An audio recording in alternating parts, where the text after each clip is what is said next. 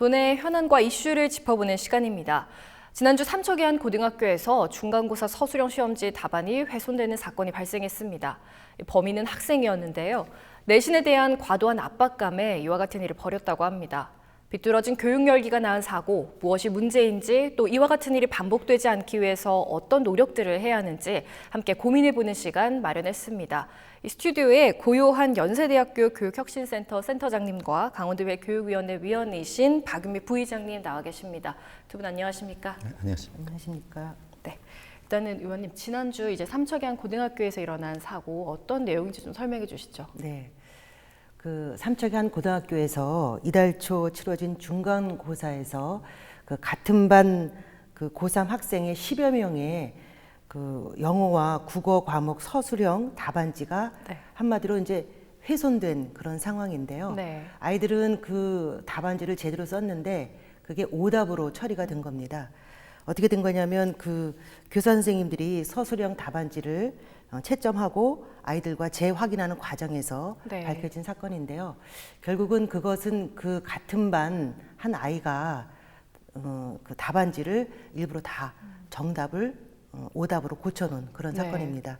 그래서 그 아이가 부모님에게 자백을 하고 고백을 하고 또 경찰에 자백을 하는 과정에서 이렇게 됐습니다. 네. 일단은 이 학생 한 명이 같은 반 학생 10명의 이 답안지를 삭제하고 수정하는 게 어떻게 일어날 수 있었는지 궁금합니다. 왜 이런 일이 일어났을까요? 정말 안타까운 일인데요.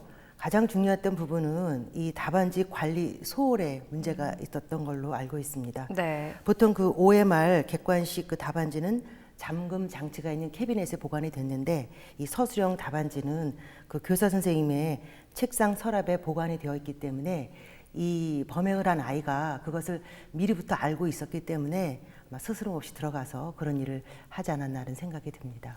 네, 이 교수님, 이 한 학생이 같은 반 친구들의 이 답안지를 무단으로 훼손했다는 게 좀 그만큼 성적에 대한 스트레스가 좀 심했던 걸로 보이는데요. 이게 이런 사건이 발생한 원인이 어디에 있다고 보시나요? 네, 지금 의원님께서 이 사건의 개요를 잘 설명해 주셨는데요. 참 안타까운 일이 우리 도내 일선학교에서 발생했습니다.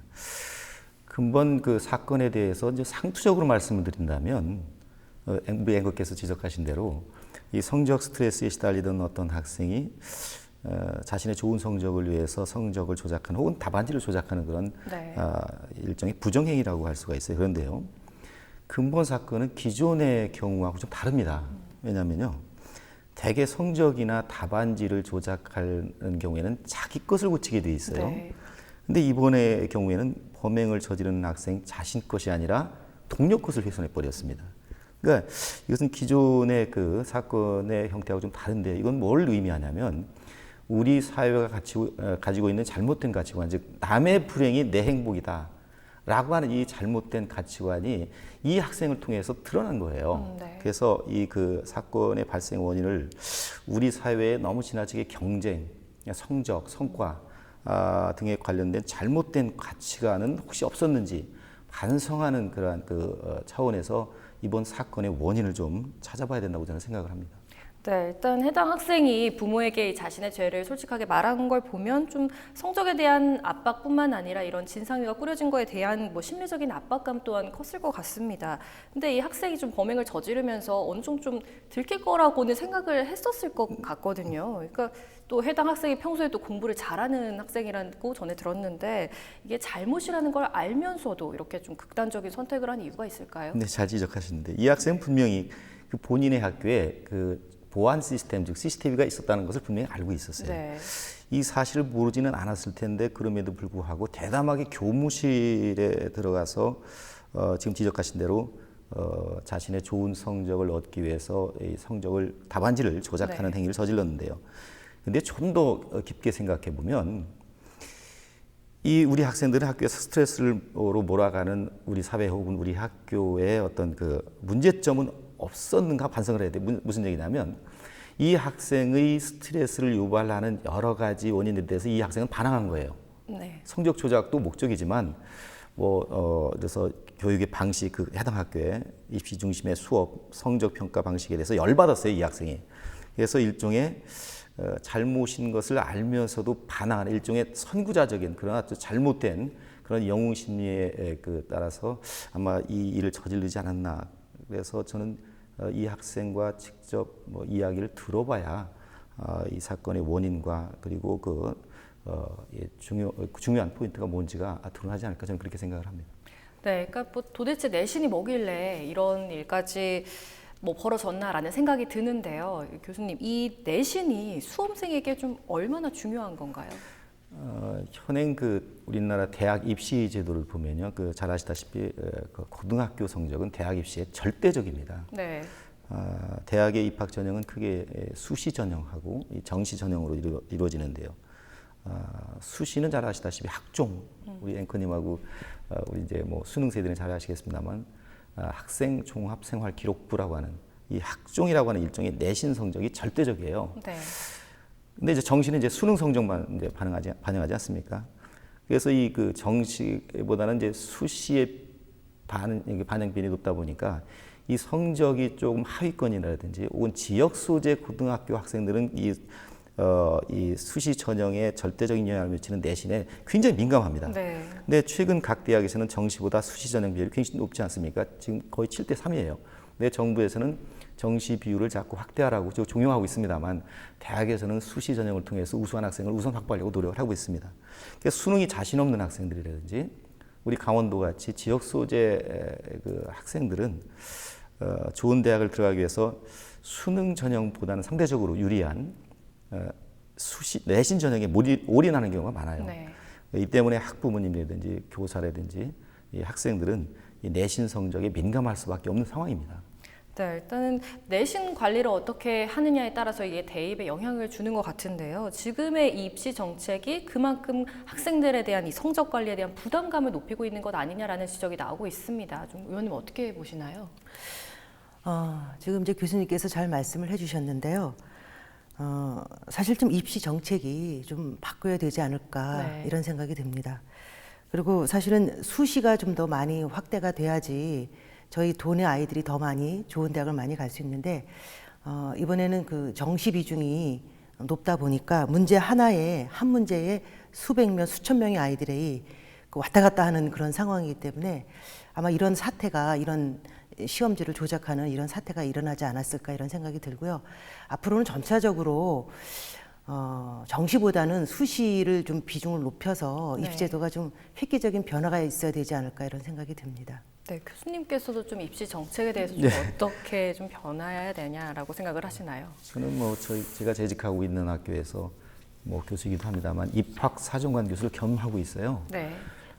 그래서 학생들이 수시 전형을 위해서 제출하는 학종이라고 하는 서류에는요, 재학하는 3년 동안의 교과 성적이 있고요.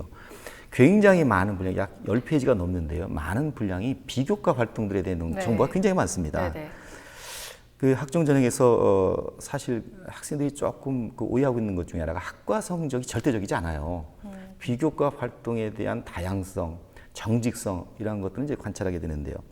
그래서 비교과 활동을 얼마나 정직하게, 다양하게, 구체적으로 했는가를 살펴보게 됩니다. 근데 문제는 이 비교과 활동에 대한 서술을 담임 선생님이나 혹은 교과 선생님들이 좋게 써요.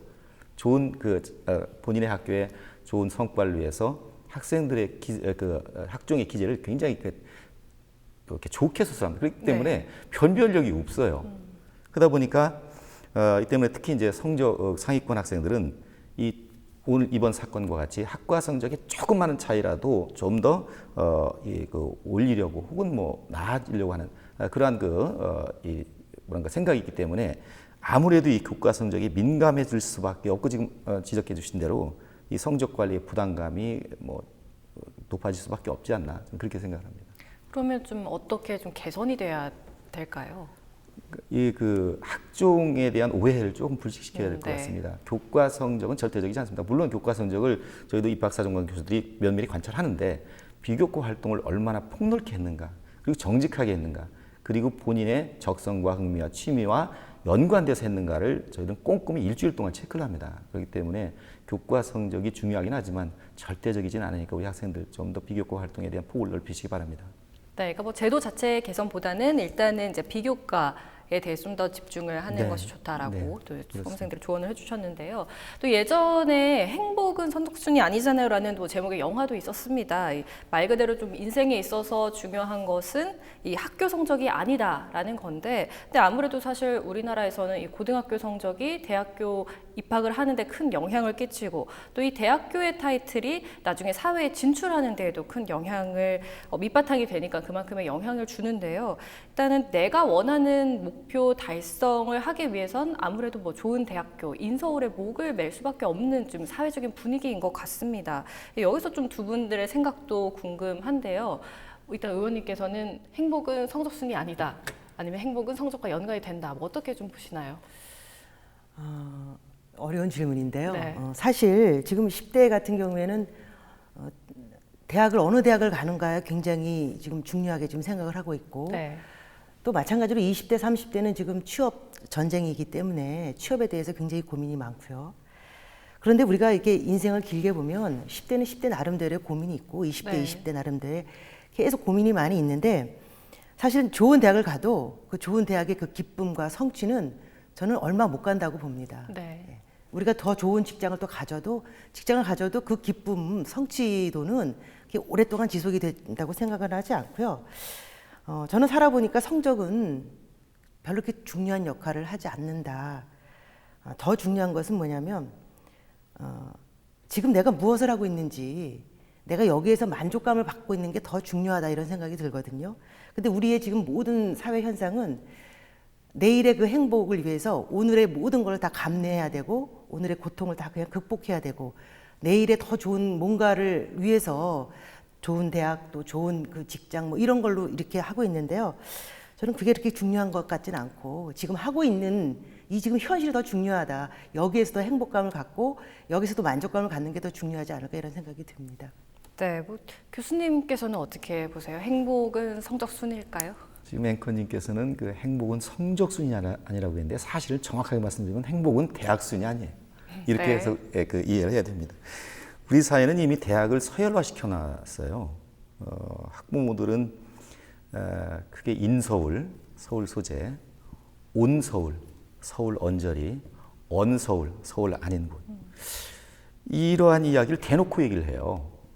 이런 상황에서 우리 학생들은 행복한 삶을 설계하거나 혹은 뭐 펼쳐나갈 그 겨를이 없습니다. 부모님의 기대대로 인서울을 하는 것이 우리 학생들의 살아가는 목적이 되어버렸어요. 결국 우리 사회에 잘못된 대학 인식을 바꾸지 않는 한 학생들의 행복은 담보할 수 없습니다. 그래서 우리 사회가 기성인들이 혹은 어떤 뭐 예를 들어서 뭐 우리 의원님도 계십니다만 정치적인 그 위치에 계신 분들이 이 대학에 대한 정책 혹은 인식들이 개선되지 않는 한 학생들의 행복은 여전히 요원하다고 생각을 합니다. 네, 그러니까 뭐 대학을 이제 서열화해서 나누는 이 사회적인 분위기에 대한 개선이 필요하다고 하셨는데, 의원님께서는 그러면 이런 분위기를 좀 개선하기 위해서는 좀 어떤 뭐 정책이라던가 어떤 게 좀 개선될 필요가 있을까요? 저는 그 이번 시험지 조작 사건을 통해서 사실은 그 아이에게 무조건 책임이 있다 저는 그렇게 생각하지 않거든요. 왜냐하면 그 아이가 그런 마음을 먹기까지는 고민을 많이 했을 거라고 봅니다. 그리고 그 시험지의 관리를 철저하게 했다면 아이는 처음부터 그 답안지를 과감하게 들어가서 그렇게 범행을 할 생각을 안 했다라는 생각이 들고요. 제일 중요한 건 일단은 그 시험지에 대한 관리를 이번 기회를 통해서 좀 더 철저히 해야 될 그럴 필요성이 있고요.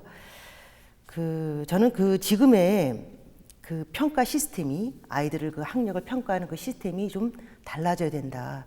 지금 많은 것을 외우고 공부해서 그대로 그거를 쓰는 그런 지금의 그 어떤 평가 시스템이 아니라 미래의 사회에서는 좀 더 이 사회에 협업하고 협력하고 어찌 보면 더 의사소통을 좀 더 원활하게 잘할 수 있는 아이가 미래 사회에서는 더 적응하고 잘 살아갈 수 있지 않을까 이런 생각이 들고요. 지금의 그 평가 시스템을 갑자기 다 바꾸기는 쉽지 않겠지만 앞으로는 4차 미래 산업혁명도 있고 그래서 지금의 그 아이들을 그 평가하는 시스템이 조금 바뀌어져야 될 것이다. 저는 이런 생각이 듭니다. 네, 그러니까 대입을 앞둔 수험생들에게 뭐 성적이 인생의 전부나 행복의 뭐 절대 가치와 기준이 될 수는 없겠지만 좀 그렇다고 쉽게 무시하기도 힘든 게 현실입니다. 일단은 교수님께서는 이번 사건이 주는 시사점에 대해서 얘기해 주신다면요. 좀 전에 말씀드렸습니다만 이번 사건이 그 일어난 엄청난 일이 일을 그 학생이 왜 저질렀는지에 대해서 그 학생의 문제에 그 탓을 돌리지 말고 위원님께서 좀 지적해 주셨습니다만 우리 사회 전반적으로 깔려 있는 잘못된 학력주의, 잘못된 교육열, 인류병, 그다음에 대학지상주의 이 풍토에 대해서 다시 한번 우리 기성인이나 혹은 기성 정치인들이 반성하는 계기로 삼아야지 이 학생의 잘못 하나만 갖고 너무 지나치게 뭐 과대 해석을 하거나 혹은 이 학생의 잘못에 대해서 범법 처리하는 것은 저는 좀 경계를 해야 된다고 생각을 해요. 지금 위원님께서 잘 지적하셨는데 우리 정치인들 좀 더 우리 학교 교육 혹은 뭐 대학 입시 제도에 대해서 좀 더 개선할 수 있는 하나의 그 단초 혹은 뭐 계기가 됐으면 저는 그러한 생각이 좀 이번 사건을 접하면서 많이 들었습니다. 네, 그 교수님께서 뭐 기성 정치인들에 대한 뭐 이런 교육 정책 개선에 대한 뭐 이런 노력이 필요하다라고 말씀하셨는데 의원님 거기에 대해서는 좀 어떻게 생각을 하세요? 뭐 어떤 개선들이 필요하다고 보시나요? 네, 조금 전에도 말씀을 드렸지만 지금의 그 아이들을 평가하는 시스템이 좀 달라져야 되고 앞으로는 아이들이 정말 잘할 수 있는 일, 결국은 우리가 지금 학교에 다니는 그런 일들과 우리가 대학을 가도 마찬가지지만 내가 정말 잘하는 일이 어떤 것인가, 내가 좋아하는 일이 어떤 것인가를 저는 찾아가는 과정이라고 생각이 들기 때문에 내가 정말 잘할 수 있는 것들을 그 역량을 평가하는 다양한 역량을 평가하는 그런 제도가 좀 마련돼야 되겠다 이런 생각이 듭니다. 네, 그러니까 성적이 아닌 다른 방법을 통해서 네. 그 학생의 역량을 찾을 수 있는 그런 뭐 제도 같은 것들을 좀 필요하다고 보시는 거겠네요. 네, 맞습니다. 네네. 일단은 뭐 이런 사고가 다시는 발생하지 않으면 좋겠지만 그렇다고 또 장담할 수는 없습니다. 이 사건이 좀 재발되지 않기 위해서는 좀 어떤 노력들이 필요하다고 보시나요, 교수님? 지금 좀 전에 그 위원님께서 잘 지적해 주셨는데 저는 이제 네. 교육학을 공부한 사람으로서 평가가 인간화돼야 돼요. 평가가 굉장히 객관성 혹은 공정성의 신화에 빠져 있어요. 그러니까 객관식 시험을 보는 거예요.